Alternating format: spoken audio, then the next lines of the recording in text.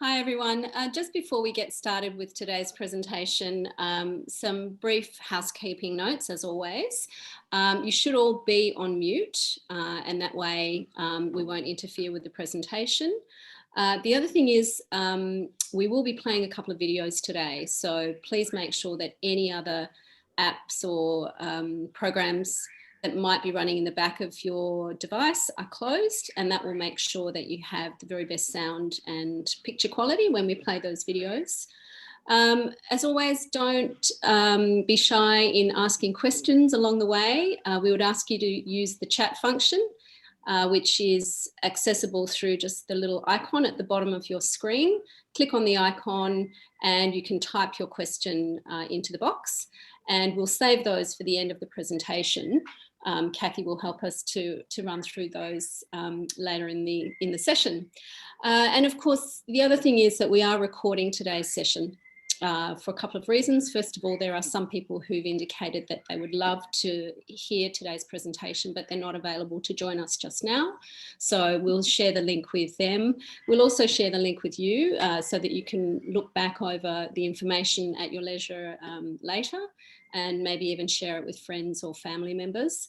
And of course, we also upload it to our YouTube channel, which is growing day by day with more and more content.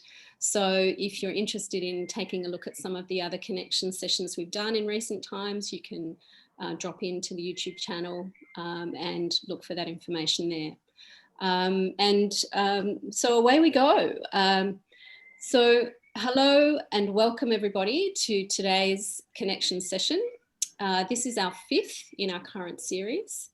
And for those of you who may not have met me or may not have seen me online before, my name is Meg Hill. I'm the Managing Director of Cruise Express, and I'm delighted to welcome you today.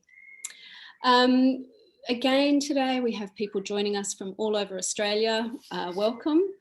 Here in Sydney, we're absolutely delighted that it's looking like our very, very long lockdown is going to end on Monday of next week. And hopefully other states and territories that are going through similar experiences to us won't be far behind us.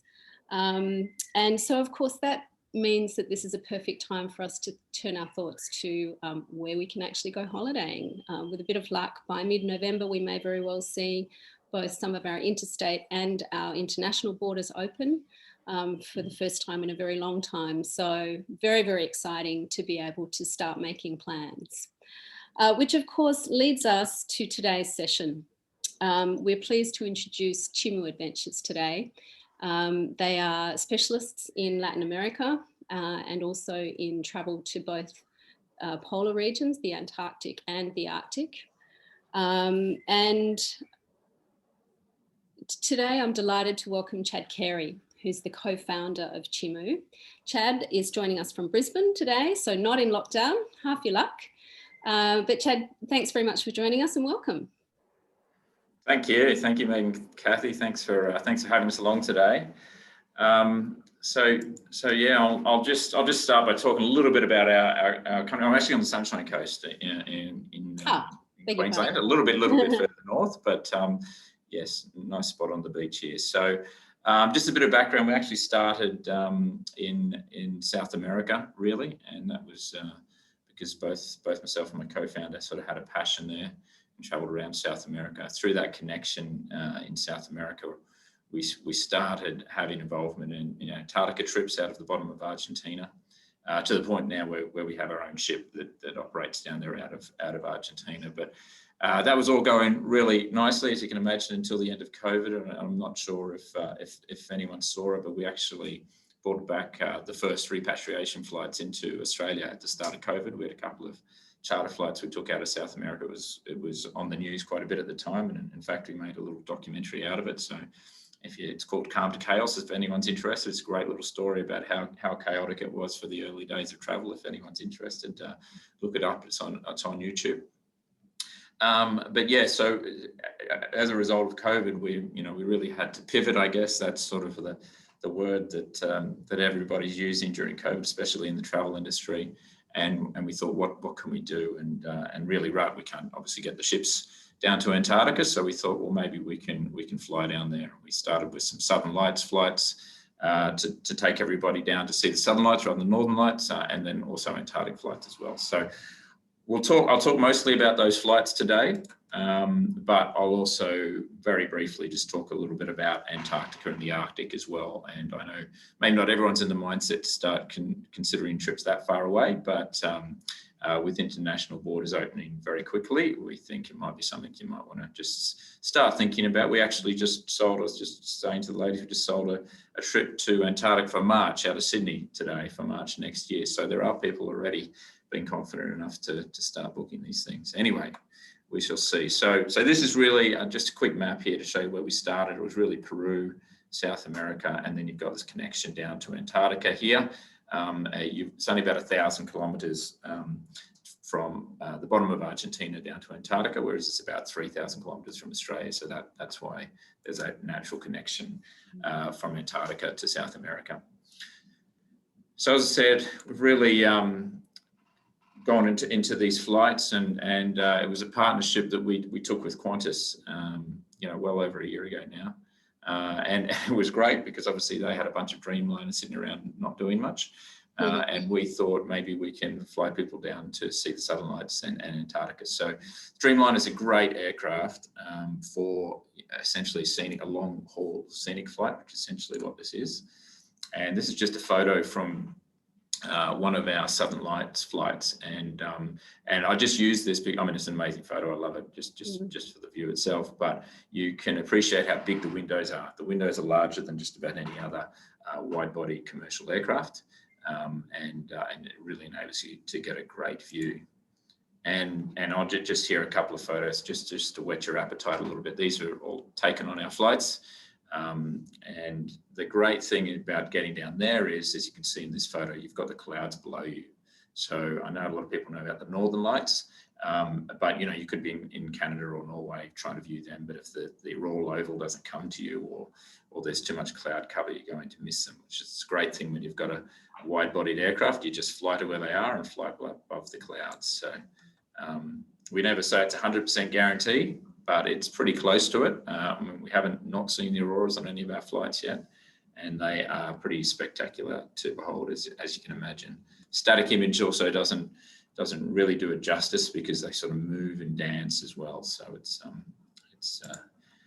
quite exciting to see. The other thing we do, obviously, is these Antarctic flights, and I've been fortunate to go down there quite a few times, usually on ships though, and some of you may have done it from a ship, but it really is a different experience from the air. It's quite special because you get that expanse of Antarctica that you really don't get on a ship. I mean, if you can imagine in this photograph, you're down here amongst the bergs. You don't get to see the glaciers going up. You don't get to see the polar dome going off to the horizon, the sort of peaks sticking out of the ice on the horizon. So that expanse is quite exciting to see. And here's another image. It's a little bit skewed, but it's another image of some of the trans-Antarctic mountains, which are those mountains you see on the Australian side of Antarctica, and they obviously a lot larger than that, but they're just mostly covered in snow and ice. So it is something quite spectacular. Just put this image in here because I actually took this photo myself on a recent flight. And I just wanted to put this in here because I quite often have people saying, look, do I need an SLR? Do I need a big zoom and things like that to get great photos? You really don't, especially with some of the phones these days. The images in Antarctica, obviously really easy to get because you've got bright conditions. In the Southern Lights too, even it's, you need longer exposure photographs to capture them, which normally you'd think you need an SLR for, but the latest iPhones and actually any of the modern phones really have long exposure settings that you can use. And I actually found I've taken my SLR down, but I now only take my iPhone 12 because I find that I actually get better images with that. It's just about having a bit of a steady hand and using that function, and you can get some great images. So I just wanted to reassure everyone that you don't have to be a photo whiz to get, especially some of the Southern Lights flights. So now that I've just sort of whet your appetite a little bit with that, I'll go into a little bit more detail, and I guess firstly a little sort of science lesson here on how the auroras are formed, and that's really the solar flares, or they call it solar wind, that comes off the sun towards the Earth. The Earth's magnetic shield really shields us from most of this solar activity, which is quite fortunate, because if the Earth's magnetic shield wasn't there, it would cause us all quite a bit of damage. So the only exception is right at the end at the poles. The solar wind can turn around and then come down at the poles, and that's what creates these aurora ovals. And you've got one in the northern hemisphere, the Aurora Borealis, and one in the southern hemisphere, the Aurora Australis. The reason why everyone knows about the northern hemisphere, the northern lights, not the southern lights, is that the northern lights, the oval where they normally sit, is essentially on a bunch of landmass from either Europe or North America. So people who live in those regions can see them. The problem in the southern hemisphere is that auroral oval region is mostly in the Southern Ocean, below Antarctica, but below Australia, below New Zealand, below South America. So unless you're on a ship or an aircraft, you're very unlikely to see them. Obviously, you may have seen in the news and other places, you can see them sometimes in Tasmania, even South Australia, sometimes even Victoria, and on odd occasions, even southern New South Wales. But they are very distant, off on the horizon. You might get a slight glow on the horizon. It's very different from being, amongst the auroras. To give you an idea, generally we find the auroras down about Macquarie Island. I don't know if anyone knows where that is, but it's actually an Australian island about halfway between Australia and Antarctica. It's really about that sort of latitude that we find them. And it's quite fortunate because it's not centered around the pole, the oval as well. It's actually skewed towards Australia. So the poles actually, the oval actually sits on the South American side, not that far from the South Pole. They can't just fly into the Southern Ocean. So we're on the lucky side where it's a lot easier to access as well. But in that sense, I just want to make it clear that the Northern Lights, Southern Lights, they're no different. They're just happening at the opposite ends of the planet. And Chad, is it only at certain times of the year that they appear over Antarctica? Yeah, good question. So so around the best time to view them, I guess, is on a dark moon, because as soon as you've got some moon, it cuts down the light, so it makes it harder to see. But also near the spring and autumn equinoxes, you get much better viewing too. I don't know too much from the technical side about why that is, but that's why we tend to focus our flights around that March, April time, and then that sort of September time as well, to get the best viewing opportunities. Yeah, we're very careful with the dates that we choose, to make sure we increase that probability as well. And this is I just want to give you a quick idea of where the route is. You go down to the Southern Ocean. This is probably the more southern limit of where you go, but we don't go all the way to Antarctica. It's short of it. And then once we get to the Aurora Oval, you see that squiggly line. And when you see one of our flight paths after the flight, it's essentially what it looks like as we're sort of chasing it around, the auroras around, and squiggling along at a set latitude. And then obviously we fly home. So yeah, we don't get to Antarctica, but even if we did, sometimes we might get right close to the coast of Antarctica. It's going to be very dark. And as I said, you won't even have the moon out because we're trying to keep it as dark as possible. So you wouldn't see it anyway. So I just leave the screen up for a moment to give you an idea of the flights. We've got departures out of Sydney, Melbourne, Brisbane and Perth, and then we have a special flight at the end in August next year, because there's the Australian Antarctic Festival down in Hobart, which we're principal sponsor for, and that's quite an exciting festival. We get to go on the new Australian Antarctic division ships, and there's a whole bunch of other activities down there around that weekend. So we fly from Melbourne, see the lights, and then go to the festival. So if anyone's interested in that, please let Meg know. But otherwise, the other flights are all just Sydney to Sydney, Melbourne to Melbourne, things like that. I've got a seat plan here, so I'll talk about that because that's quite important as well. The economy limited view, that's obviously a cheap price, and it doesn't mean you won't see anything, but essentially what it means is it's a seat without a window. And the only viewing opportunity you get is that you get to get up at points during the flight and to look out of the galley windows. So you'll still get to see them, but you won't be able to just sit there for hours on end and necessarily gazing at them. So that's why they're significantly cheaper. The economy wing and economy no wing are a similar price. You'll see in the Antarctic ones are quite different because the wing doesn't make a huge difference in the auroras because you're usually looking up at them. Whereas when you're in Antarctica, the wing is in the way of the viewing a little bit. So the prices are quite similar there. Personally, I would recommend, looking at either the economy wing or no wing as a minimum. If you want to make the most of your experience. Premium economy is also great. You see it's actually pretty reasonable price there compared to economy, and the reason for that is that the premium economy is over the wing as well. But it's still pretty good value, and then obviously business class gets a little bit more expensive.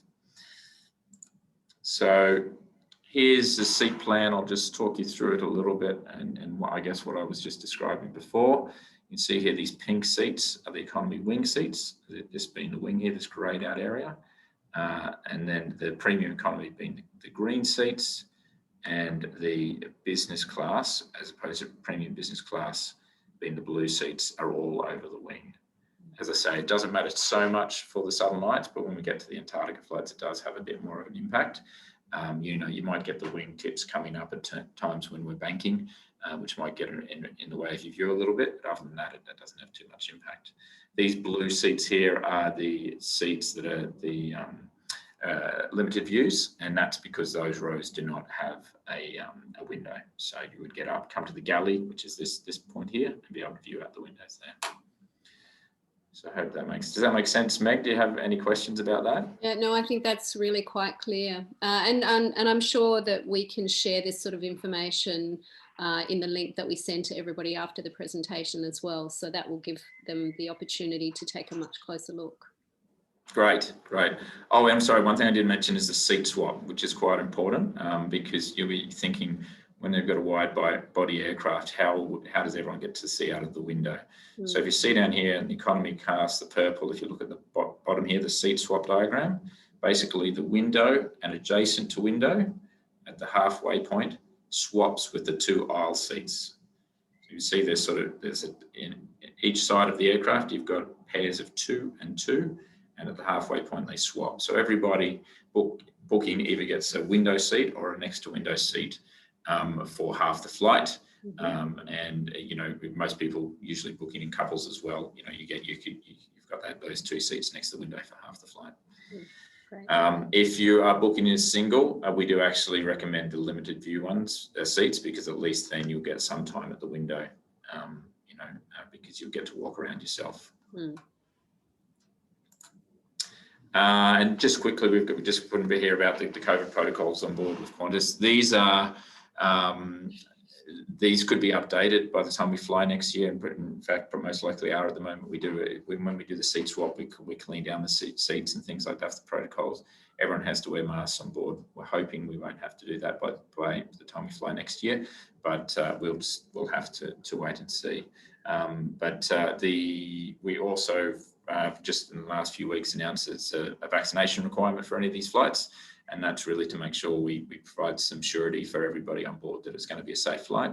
So everyone needs to be double dose vaccinated in line with Qantas's policy for international flights. So even though it's essentially a domestic flight, in terms of the COVID protocols, it'll be treated essentially like an international flight. Right, now I've got a little video on this, so I'll just let it play. Hopefully the sound works for everybody.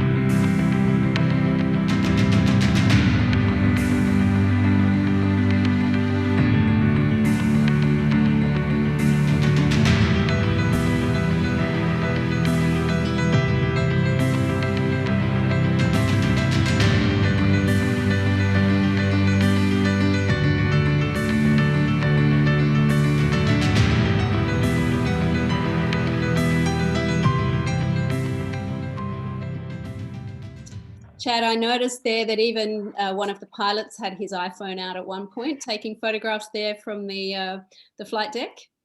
Yeah, and the pilots, I mean, they fight to get on these flights. They absolutely love it, and they're quite lucky because when you're flying towards the Auroral Zone, obviously the plane's pointed in that direction, so they're the lucky ones that get to see it first as they come up. So they actually provide. They're fortunate. I was fortunate enough to let me put one of my GoPros on the windscreen of the flight deck last flight I was on, and you just get some amazing footage out there. So yeah, they are quite lucky.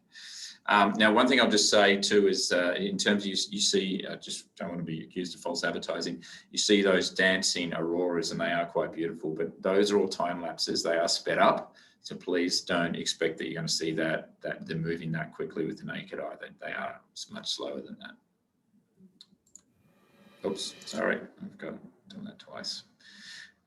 Right, so now I'll talk a little bit about Antarctica and just show how this is a little bit different. So here's one of the flight plans we have for the Antarctica flights, which, for example, from Sydney, where we would go down to Cape Adare, which is that point just on the edge of the Ross Sea. The Ross Sea is that area that works into the Ross Ice Shelf there. And really this coastline's one of the areas we most frequently aim for. There's actually 11 routes that fly all the way at different points over Antarctica, and we use that depending on the cloud cover on the day. It literally can be decided just before takeoff. So there are other points we can go to, but this is the area we normally aim for because it's a bit more activity, lots of glaciers, more water and icebergs and things like that as well. Lots of research stations down there too. So it gives you an idea. We're quite a bit further south compared to the Southern Lights, for example. The New Year's Eve flight's quite special and very different at least in terms of timings from our other flights. So with most of our Antarctica flights, you leave early in the morning and you get back in the evening, right? So early in the morning, you're traveling through the day, get back in the evening. Whereas with the New Year's Eve flight, you actually depart early evening.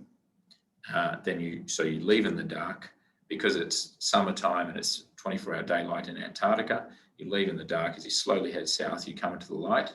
You spend midnight over Antarctica in the light, have a few drinks there, bring in the new year, obviously, and then slowly come back after that viewing time early in the morning, and you'll slowly go back into darkness as you then return home and you land early in the morning.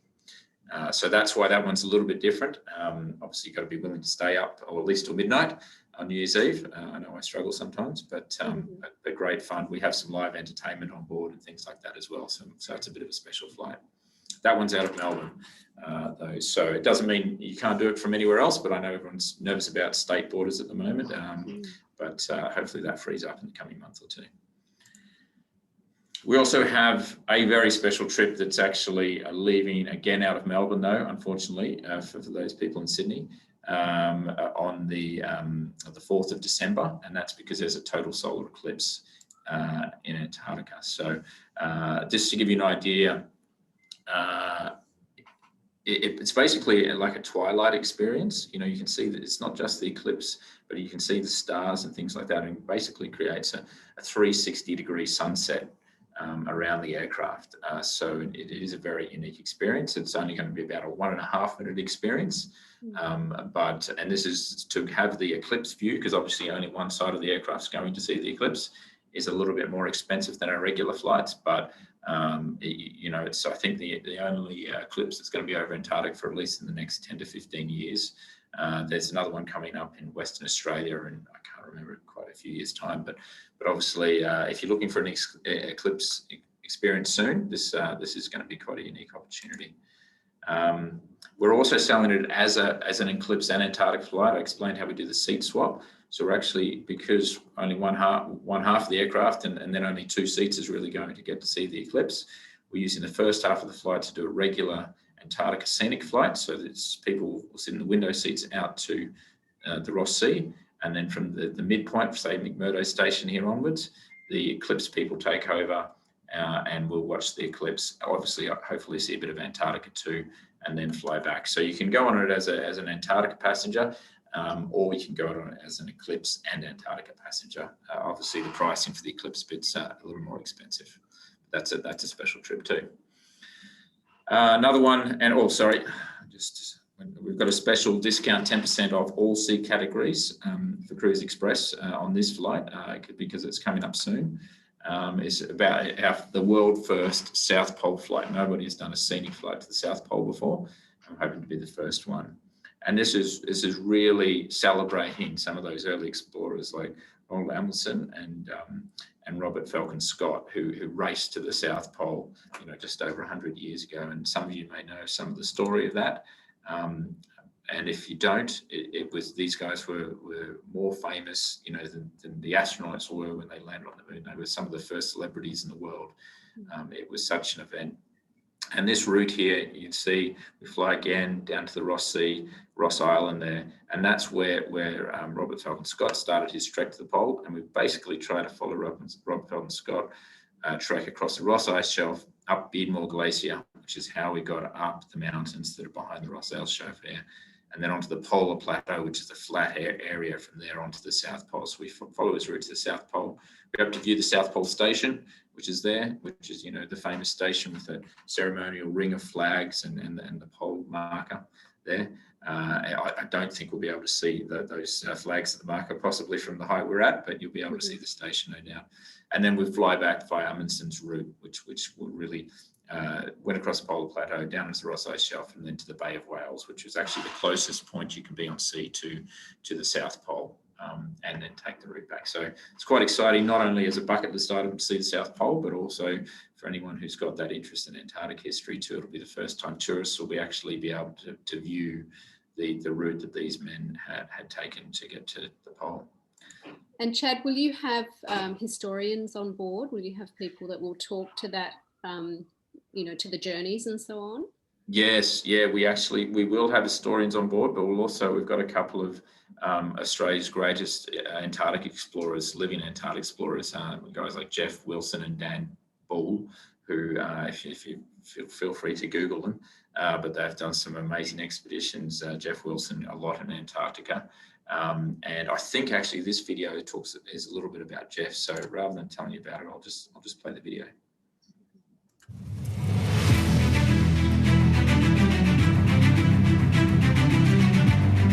My name is Jeff Wilson. I have a real fascination with the limits of human endurance and resilience and, the age of heroic exploration.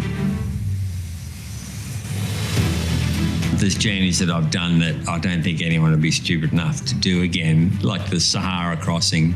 It's the only wind-assisted crossing. There were several guys who tried before us.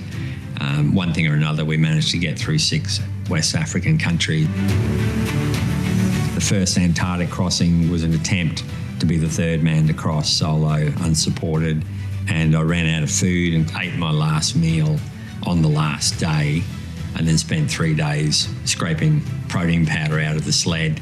But consequently, in 53 days, I managed to get from one side of Antarctica through the South Pole to the other side and picked up, and to date, nobody's ever done it in less time.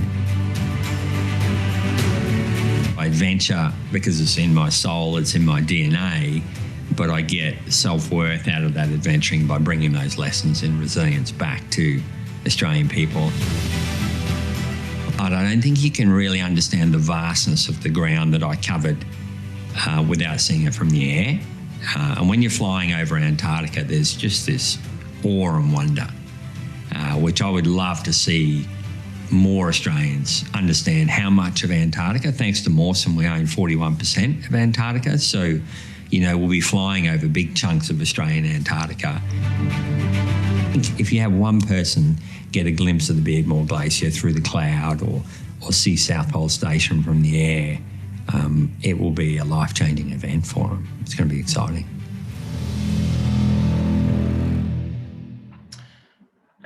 That gets me excited. I don't know if it does for anyone else, but Jeff's an amazing bloke. If you're wondering why he's carrying a couple of boobs across Antarctica, you might have noticed that in the video.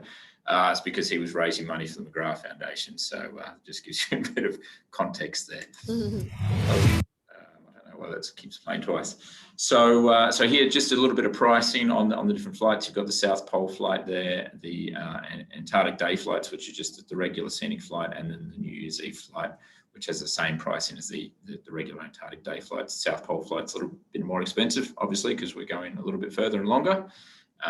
So yeah, it's a similar thing with the limited view and similar seating categories. But as I said, you'll notice that the difference between the economy wing and the economy no wing is a little bit higher, a larger difference, and that's just because you're looking down more. And the premium economy also is quite reasonable. It's actually only a little bit more than the no wing. So it obviously more comfortable seat, but you are a little bit over the wing. So that's sort of the trade-off there. I'd say it's. I mean, I've flown over the wing. I don't think it's completely terrible. You do spend a lot of the time flying around and banking and things like that. So quite often the wing is down on one side. Obviously, when the wing's up a little bit, you don't see too much. But when you're on the other side, you get some great views, even in the premium economy. And even when you're flying, dead level, you still can, usually see a fair bit around either side of the wing, just maybe not as much. So there's that.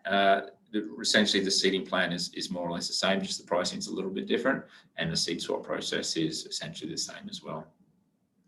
And oh, by the way, I talked a little about the economy seat swap process, and there's 4 and there's 2 and 2. It's a little bit different. Even in business, really, you've only got 2 seats. So if you want to go as a couple and have opportunities to look out the windows the entire time, I believe it's reasonably the same price to get the 2 business seats as opposed to the 4 premium economy as well. So that's just something else to keep in mind too if you want to view the entire way. Premium economy, there's 3 and 4 seats. So depending which side you're on, you might get lucky and only have 3 that are swapping, or you might have a 4 sort of like economy as well. It's just the same COVID one. So just before we move on to the next part of the presentation. Sure, Meg. It's not just about the viewing though, is it? You talked about Jeff joining the South Pole expedition, but on all of the flights, there's a lot going on board the aircraft in addition to the viewing, right? Yeah, that's a good point. And sorry, I hadn't really raised that. So yeah, we have the Antarctica experts on board for the Antarctic experience. Generally, as we're traveling down over the ocean, we leave everyone to themselves because most people, will settle in and have a meal, watch some movies and things like that. But once we get to where the action is, on the Southern Lights side, we have the astronomers and the astrophotographers come on board. The astrophotographers are really important actually because they'll go around with the passengers. We actually send out a lot of information before the trip, but then at the gate, and the first portion of the flight, we're spending a lot of time with passengers trying to help with cameras and photography. But then the astronomers describing what people are seeing and things like that. With the Antarctica flights, depends on that South Pole flight. We're really focusing on the history quite strongly, and that South Pole race especially, and those explorers. It's a bit more of an expedition trip. And on the scenic flight, we concentrate obviously on that history, but also some of the stations and just the geography of the area as well. So yeah, there's a lot of time spent on the PA by these experts to try and share that information with everyone. Yeah. And then in addition to that, the usual fabulous Qantas service, lots of food and lots of drinks and... Yes, and in fact, I would say better than normal Qantas service. We over cater, do more than a normal flight, both in terms of the meals and the drinks. So it was quite generous there. No one goes hungry or thirsty, I can assure you. New Year's Eve flight sometimes has been pushed a little bit towards the limit on the alcohol consumption, but within the limits of responsible service of alcohol, obviously. Right. So any other questions on those flights? We might save questions to the end, I think. Kathy's just sort of, I think, compiling a few now. So okay. Yeah, let's continue with the presentation and we can look at all of those questions and answer them at the end. Okay, great. Now, I won't spend as much time on this because I think most of the people who've joined haven't necessarily joined to talk about cruises, but I'll just touch on it briefly. Hopefully there's a little bit of interest there. And as I said, this is really our normal core business. Firstly, the Arctic versus the Antarctica, the opposite ends of the pole. Hopefully most of you know that, but the polar bears are in the Arctic, penguins are in the Antarctic. Antarctica is essentially a continent surrounded by water. The Arctic is essentially an ocean surrounded by landmass. So even though they're quite similar, they're also quite different as well. We actually have, well, it's not an exclusive, but there's just very few partners. Chris Express being an important partner of ours, and a few other partners. We've got a deal out at the moment for our 22-23 season. So starting from November 22, from $10,000 AUD down to Antarctica. And obviously, I'm just going to show you some beautiful images here of, say, some of the icebergs that you might see, the whales. I mean, many of us on the east coast of Australia used to seeing whales going up and down the eastern seaboard, but it's quite different to see them feeding down there, and quite a spectacular event. So it's got that, and this is our ship, the Ocean Endeavour. It takes 200 passengers, and unfortunately, we're not sailing it this year for obvious reasons, but we can't wait to get her down there next year. So I've just got a little video here about the Ocean Endeavour in Antarctica too.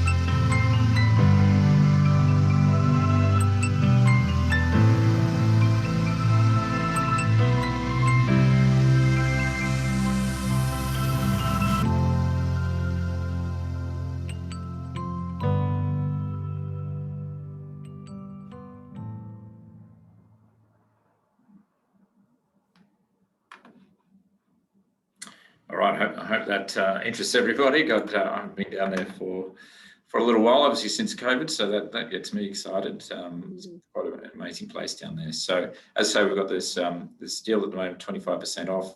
I know it might seem a little bit premature for some people. I was saying to the ladies earlier, this is actually the first presentation I've done like this in at least a year. So for me, it's quite exciting to at least be talking about this again.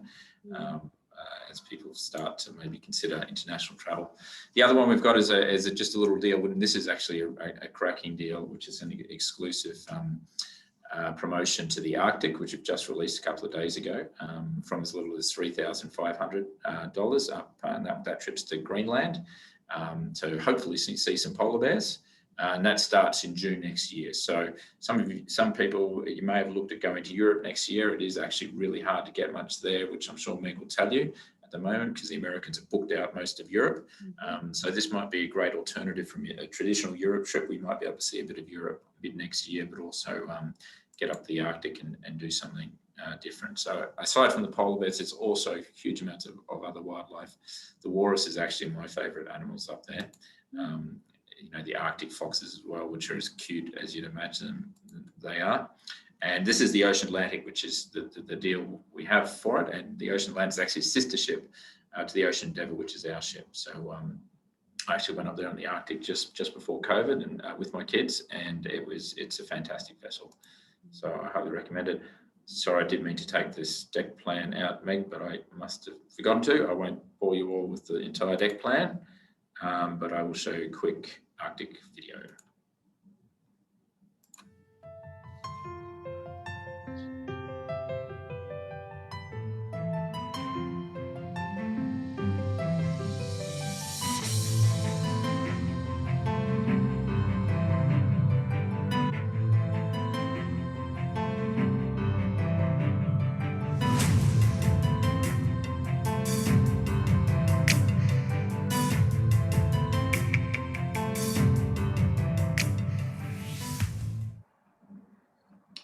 And you may be asking, can you actually get that close to a polar bear? Yes, you can. I've been on a Zodiac within 5 to 10 meters of a an adult male polar bear, which is quite terrifying, but obviously it's done very safely with the Zodiacs. So yeah, it's an amazing place to get to. So those deals are up to 30% off at the moment. And if you ever do want to go to the Arctic, I can assure you, I'm pretty confident you won't get a better deal than that at any point. So I think that's pretty much all I had to cover, unless you think I've missed anything, Meg.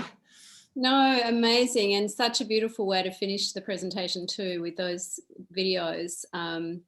I ticked a bucket list item off my list going back into January of 2019 now.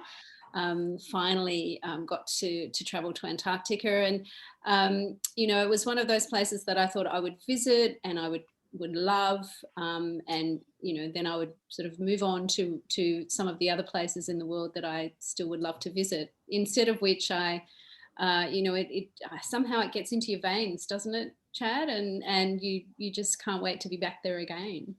Yeah, that's a common thing we say, is getting ice in your veins, and I think that's what happens when you get down to Antarctica. You do get gripped by it, because I think it's the closest you can get to visiting another planet while still being on planet Earth. You know, it is very, very otherworldly. So yes, definitely one to have on your bucket list. Full of life, but somehow so silent, and yeah, otherworldly, I think, is a good way of explaining it. So do you have a pinch me moment from either one of your cruise experiences or one of your scenic flights? I think if anyone who's done a little bit of research on Antarctica, South Georgia is a pretty special place. It's actually sub-Antarctic. It's somewhere between Argentina and Antarctica, but out in the Atlantic Ocean, and it's just this sort of so much wildlife there. You know, it's this little dot in the ocean, and attracts all that marine life, the seals, the birds, the penguins from that area. And you walk ashore there, and there's these rules: you can't be within 5 meters of the animals and things like that. Essentially doesn't apply in South Georgia, because there's so many animals that if you stuck to the letter of the law there, you wouldn't get ashore.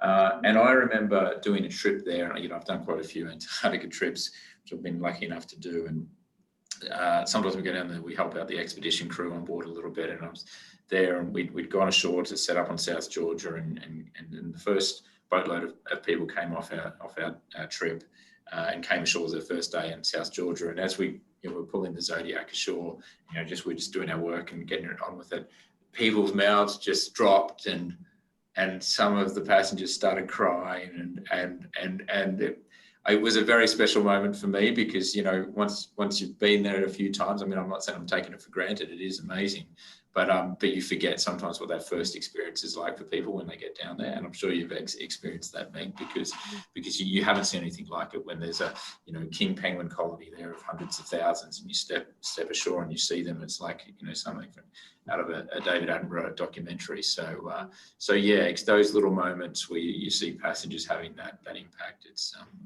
quite special. You talked actually earlier in the presentation about the squiggly line of the flight path on your flights that head down to Antarctica, because obviously you're going to sort of go to where the best weather conditions are and so on.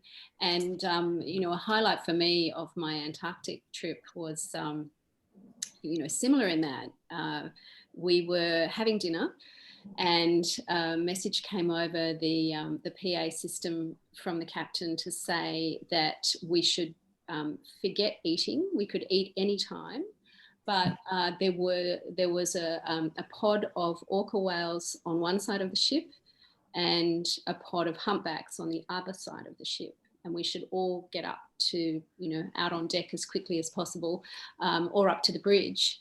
And I think for about another 2.5 hours after that, we followed primarily the humpbacks, and they were bubble feeding. And I don't know if anybody knows quite what that is, but effectively they work as a group, and they sort of dive down well and truly under the water to where there might be a food source, and then they sort of corral themselves in a circle and release bubbles that then force the food to the surface, and then they all sort of come back up out of the water with their mouths wide open and just capture the food. And to your point about becoming, perhaps becoming a little bit blasé about it, even the expedition team were totally in awe of what they were witnessing, because they hadn't seen it. Just so it was frenzied, it was just time after time after time they repeated this action, and we lost all sense of time, to be honest, because it was just quite amazing what we were seeing in front of us. And once it had all sort of died down and the humpbacks had sort of made their way off, the captain pointed over to one of the screens on the controls, the panel, and we'd been going round and round in circles for about an hour and a half following these whales. So there was this squiggly line that indicated where the ship had travelled over that past couple of hours. It was, the whole experience was just something I'll never forget. Yeah, that's the squiggly lines are the exciting parts, and I think that's the important part about what these sort of trips are. They're an expedition, they aren't a cruise. And I know it's on a ship, but they're very different, because when you're on a cruise, you have a set itinerary and you're going from port A to port B or whatever. But the idea of the ship's just really the hardware to get you to explore. And that's it. If you see some whales and you're off to another point and you think that's a better option, you follow those whales.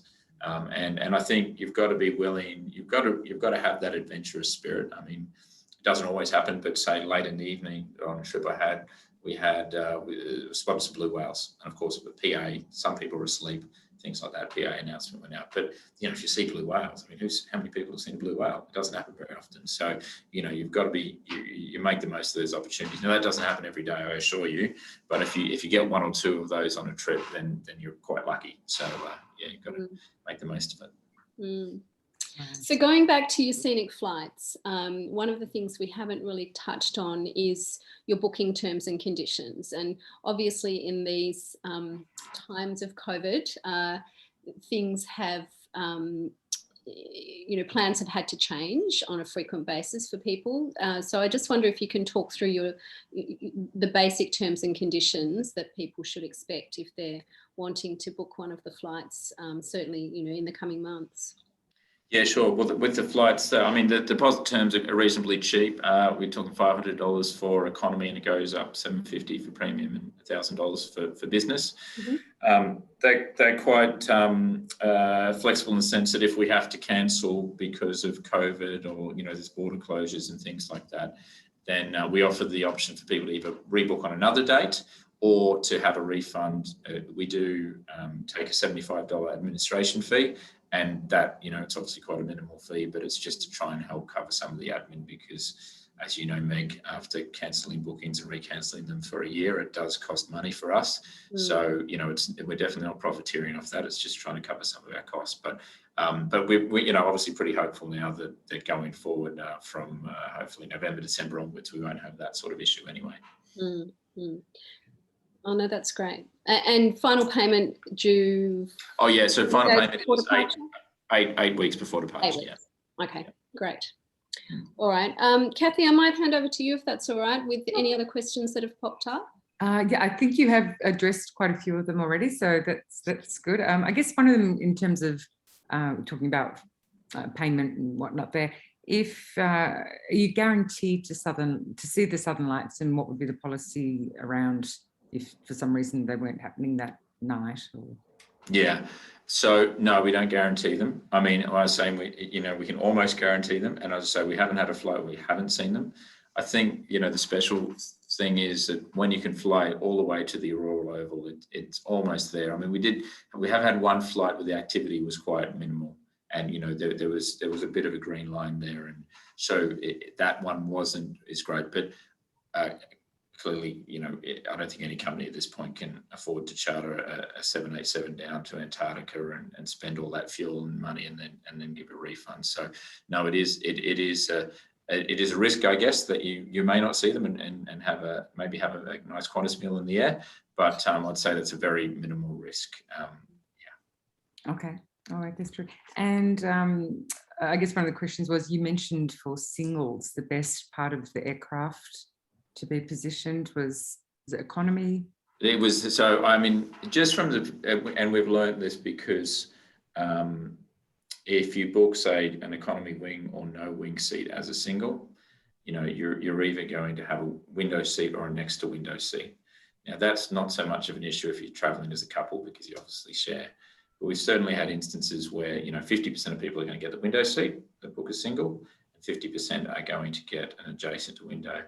And then if the person sitting next to them isn't particularly accommodating about sharing the window, obviously it doesn't end particularly well. So we definitely had a few complaints around that on our first couple of flights, and that's why we recommend, if possible, try and take a friend, because then at least you're sharing with somebody.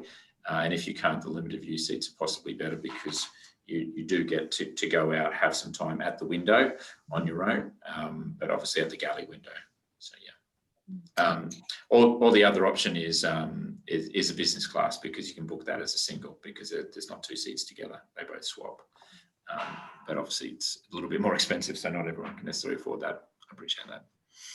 Okay, and I guess speaking of difference between economy and business and the different categories, one of the questions is the food and drink the same across all classes? No, so it's a traditional Qantas service, so it's different for each category class. Yeah. Okay, all right, as you would as you would if you were traveling to LA or something. Okay. Yeah. All right. Sorry, go ahead.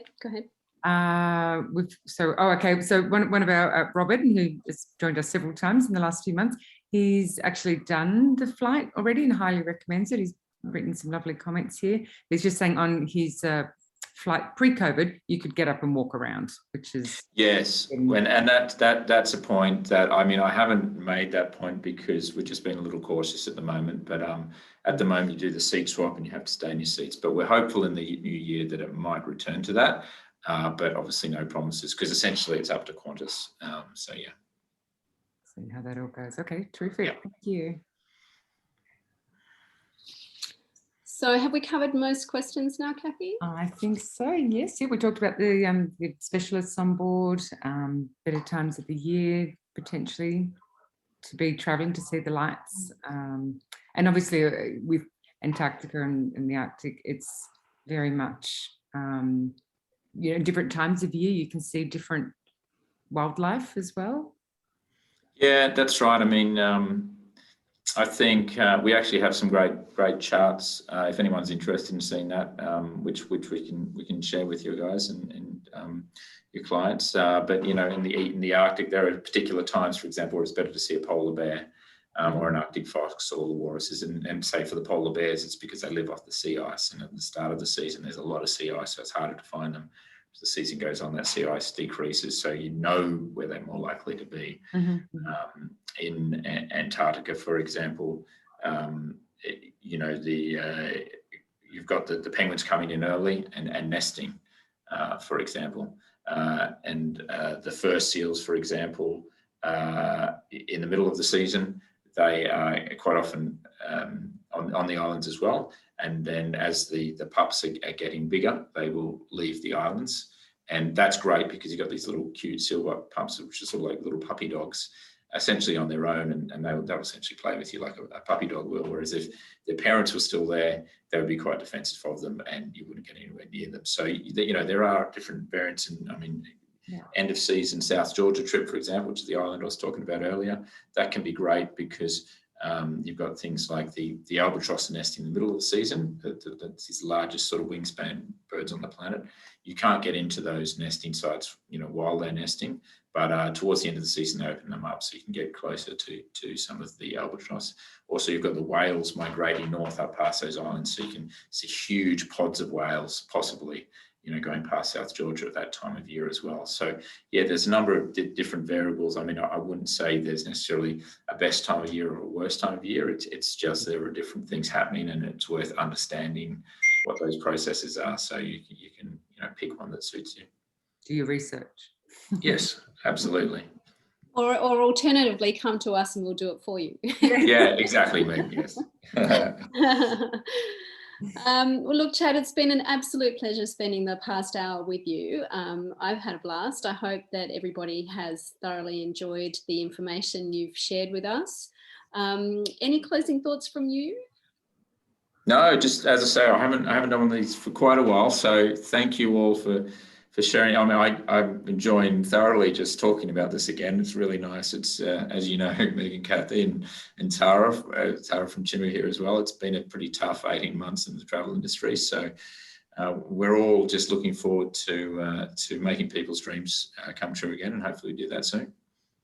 Absolutely. And for those of us in New South Wales and Sydney in particular that have been in lockdown for, dare I say it, 15 weeks now, you know, the thought of even venturing more than 5 kilometres from home is exciting. So when we can suddenly think again about travelling internationally and seeing some of these most amazing parts of the world, it's super exciting. So again, thank you very much for sharing the Chimu story with us today.